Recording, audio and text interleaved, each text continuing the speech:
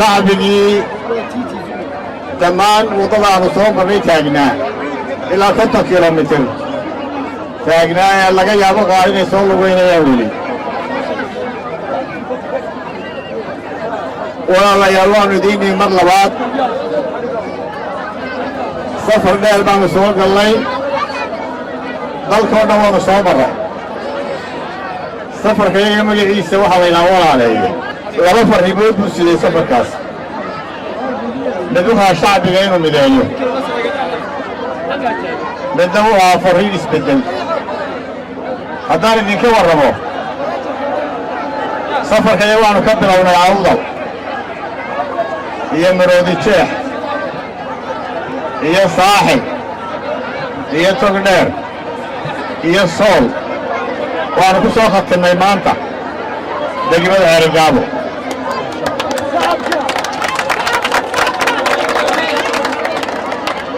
shacbiga Ceerigaaboy nabad nabad nabad nabad nabadda bini aadamku wax ku hormaraa noloshu ku dhisanta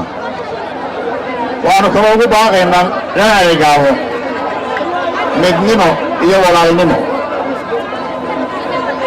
waa kaloo ugu baaqaynaa waana idinka muuqataa isbeddel inaad taageertaan soo isbeddelka taageeri maysaan waxaan idinka furayaa in Somaliland 90% intii aanu soo aragnay isbeddel doonaysay walaalayaal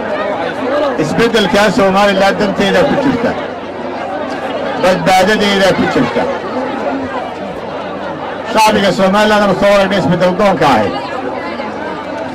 waxay doonayaan in isbeddelku suurtagalkuna wuxuu ku imanayaa markaynu codkeena ku taageerno isbeddel waa ka warqabtaan anigu waxaan ahay musharaxa xisbiga waddani ee madaxweynaha waxaan kaloo ahay musharaxa oo siyaasadeedka ka waxaan ahay musharaxa isbeddel doonka Somaliland dhammaantii waxaynu beddelaynaa xukuumad iyo xisbi ku fashilmay hoggaaminta dalka soo sidaas maaha waanu leenahay beddelu sow maaha waxqabadkiisa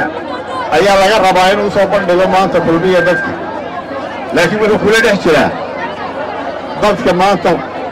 wuxuu kula dhex jiraa qaybin itaalkiisina wuxuu ku soo waruray in meelaha uu tegayo xisbiga waddani oo calamo yaryar oo kulmiyaa isla hortaago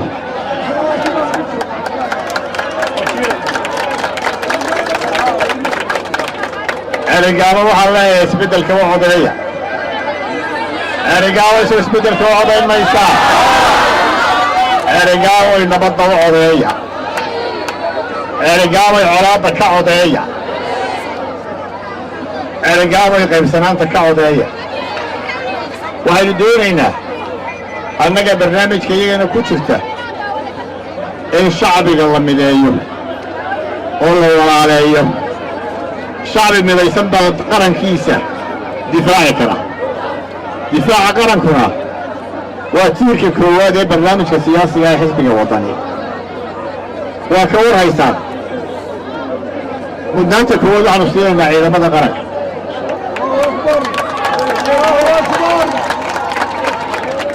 askariga bacadka taagan ee mushaharka ugu yar qaata waxaanu u ballan qaadnay inaanu 250 mushaharadiisa kordhino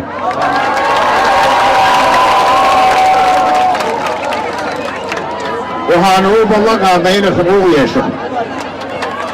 maalintuu dhintaabaa laga saaraa xuquuqda uu lahaa carruurtiisu way dayacanta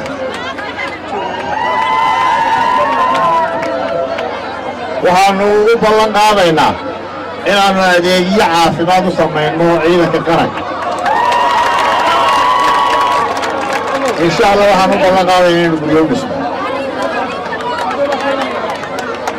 waa ciidanka tayadiisa iyo tababarkiisa waanu hagaajin doonaa waxaan soo celin doonaa haybadii iyo sharaftii ciidanka qaranka haddii la yidhaahdo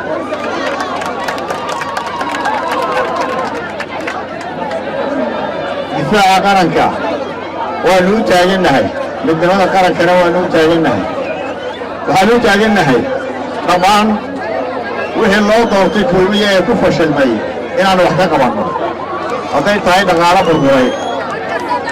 hadday tahay adeegyadii shacbigu u baahnaa ee uu ka mid yahay caafimaadka iyo waxbarashada iyo biyuhu waxaannu wax ka qaban doonnaa halbowlayaasha iyo kaabayaasha dhaqaalaha oo ay ugu horrayn doonaan insha allahu madaarka magaalada Ceelgaabo